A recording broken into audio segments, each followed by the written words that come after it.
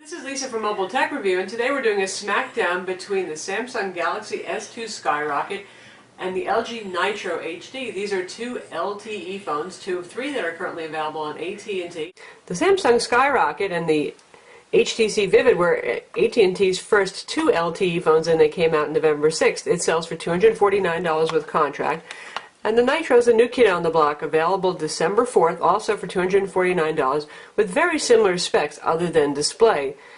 The Nitro's claim to fame is its 720p IPS display. IPS displays are generally sharp, clear, and bright, and is a 500 nit brightness display at that.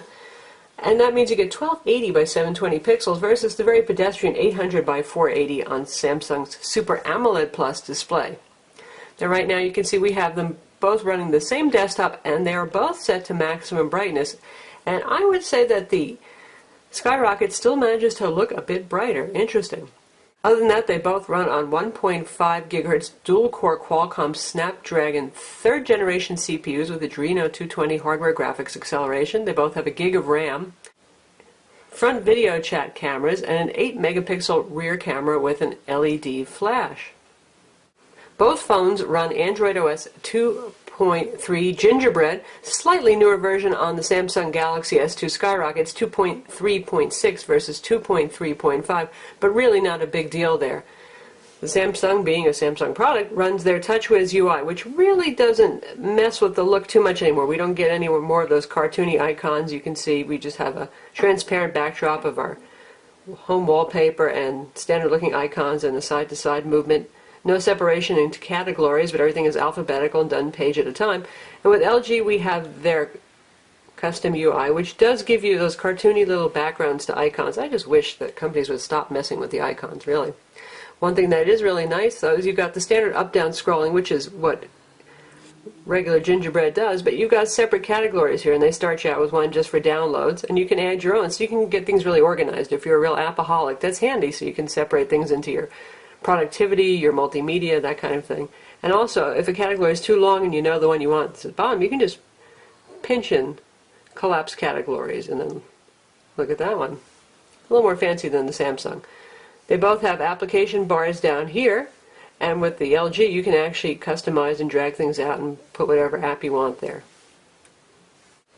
Let's talk about the display in detail first, since that's really the big selling factor, or the differentiator here. 720p IPS display, Super AMOLED Plus 800 by 480 display. You know, experientially, I really don't see a huge difference when watching videos, even when reading text. Text is a little bit sharper on the LG, and you can see the gradients in some images that you might not be able to see on a lower resolution display. It's not that this is a bad display, it's actually just showing you finer resolution and greater detail, but it didn't win me over like I thought it would. As a Skyrocket owner, I thought, oh wow, I have to have the IPS display in 720p, but using them both, not so much. One thing to note is that I have used Screen Adjuster on this. That's a free utility you can get from the Android market to adjust the color bias on Super AMOLED Plus displays. They tend to be overly blue, which can be a little displeasing looking when looking at white backgrounds, web pages, things like that. So I have tweaked it just to adjust the color balance on it. Another thing with the Samsung, the auto brightness setting is just wonky. It's always too dim. On the LG, it's acceptable, it's normal. So if you're looking at these two in the store side by side, keep that in mind and check what the brightness settings are at, and just set them manually, both to 50%, and then take another look at them. Also, Samsung has an additional setting which can make whites look a little bit dim here. If you go into display settings, you'll see they have an additional one for auto address screen power, and that means whenever there's something light on the screen, what it's going to do is it's going to dim the display, figuring, well, you're already looking at something pretty bright. That's also a little overkill, so something else you should adjust on the Samsung, and that's what brings them to me being nearly on par despite the lower resolution of the Samsung. And here you can see we're looking at the same photograph on both of these, and they're both set to maximum brightness right now, and some of it may have to do with ambient light conditions when one looks better than the other. But boy, the Samsung, to my eyes, is looking more pleasing, more bright, and more contrasty. That's Super AMOLED for you with those deep blacks. So even though you may see more pixel detail on the IPS display, it doesn't have quite the same exciting look as the Super AMOLED Plus on the Samsung.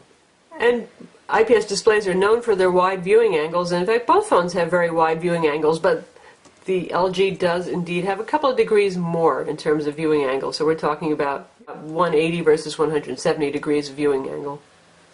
Still, we do give the LG Nitro the edge for its higher resolution display. You can see finer detail if you're looking at high resolution photos, and text is a little bit sharper.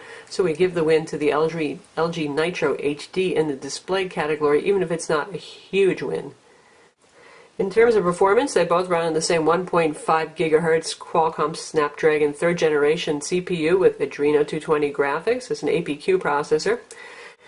But interestingly, the Samsung benchmarks much better in synthetic benchmarks. That in Quadrant, it's about 1,000 points faster. That's a significant difference. In Linpack, it's about 10 points faster.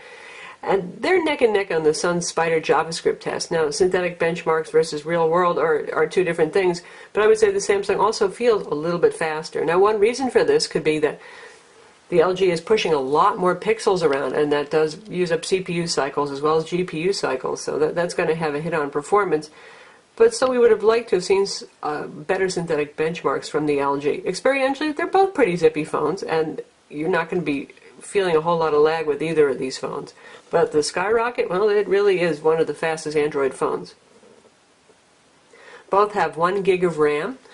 The Skyrocket has 16 gigs of internal storage with about 11 gigs available for your use, 11 and a quarter actually.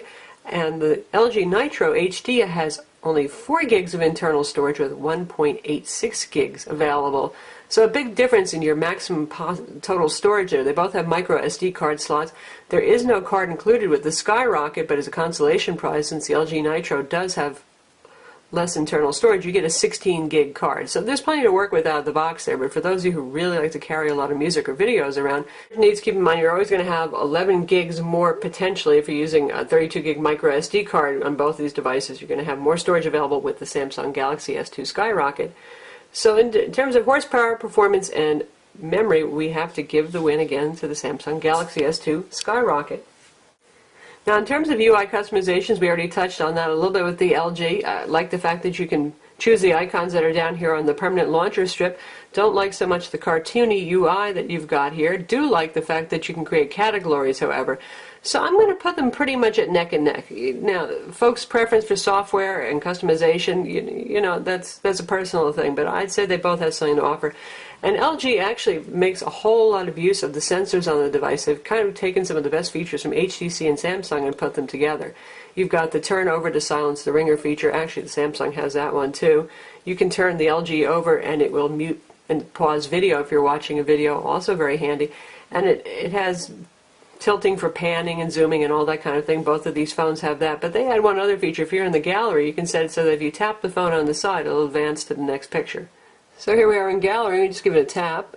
You can see it's advancing. I'm going through each picture. That's pretty cool, really.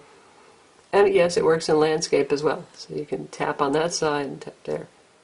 Both of these phones will get upgrades to Ice Cream Sandwich. So that's Android 4.0 in 2012, hopefully in the early part of 2012, and that's according to AT&T, the carrier, and they do have the final say on these things.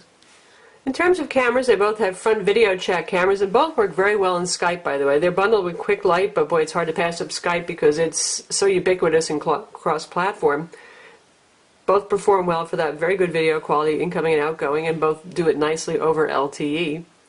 And the rear cameras are 8 megapixel autofocus with LED flashes. Take a look there. There's your rear cameras.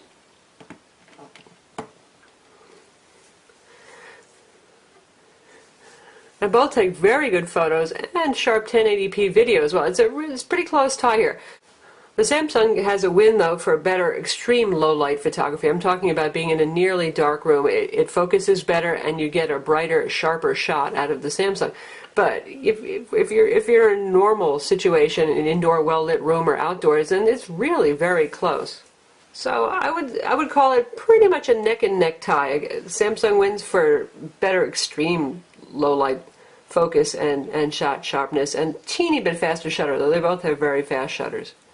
Close enough to call it a tie, though. Reception on the phones has been identical for us so far on both LTE and HSPA+. We are in a strong LTE coverage area in one of the first markets, and both phones, it's miraculous actually how all three of AT&T's first LTE phones have reception that's within 1 dB on LTE. So both are good there. Both are doing just fine. And in terms of call quality, both are, I would call, excellent. Really crisp and clear incoming and outgoing audio.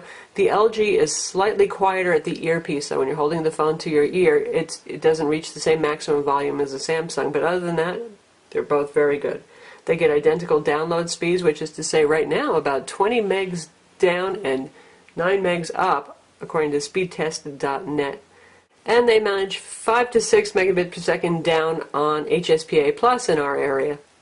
Both have mobile hotspot features, so you can use these as high-speed wireless modems for your tablet and laptop or what have you.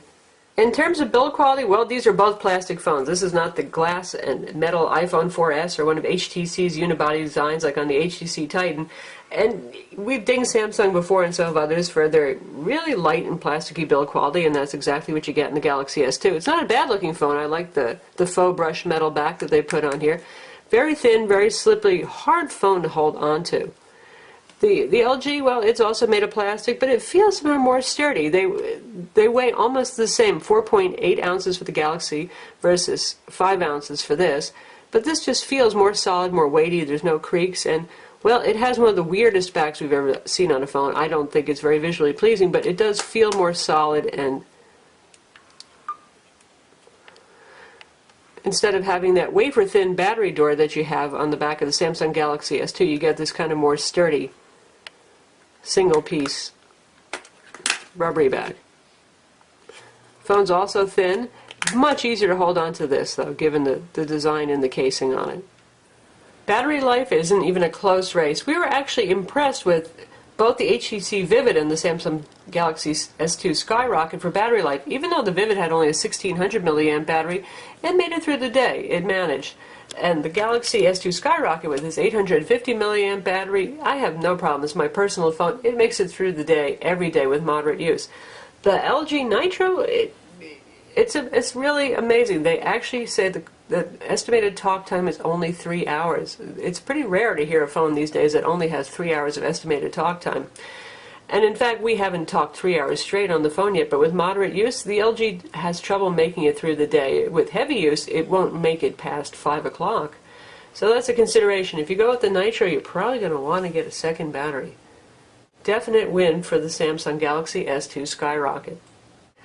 One important point for those of you who are more techie geeky out there is if you're looking for custom ROMs and support for modifications of the phone's operating system, Samsung has a lot of support on places like XDA developers, so you can get a lot of customization going if you want to root the phone and do stuff with it. LG, not so much. So if you're looking for custom ROM support and all that sort of thing, really Samsung is a better bet for you. So that's our comparison Smackdown of the LG Nitro HD and the Samsung Galaxy S2 Skyrocket, both available on AT&T for $249. Both have LTE, 1.5 gigahertz processors, 8 megapixel cameras. A lot of similarity there, so we hope that the points that we covered help you make your decision. Definitely for battery life, the Samsung's a winner. If you like that IPS high-resolution display, then certainly the Nitro HD has its appeal. You're getting a lot more pixels for your money there, though. As you can see, they're both awfully good-looking phones with 4.5-inch displays, and I actually enjoy the Samsung Galaxy S2 Skyrocket's display a bit more for its super blacks and its vivid colors and its brightness. I'm Lisa from Mobile Tech Review. Visit our website for reviews of both phones and check out our YouTube video reviews of both phones as well. And don't forget to subscribe to our channel.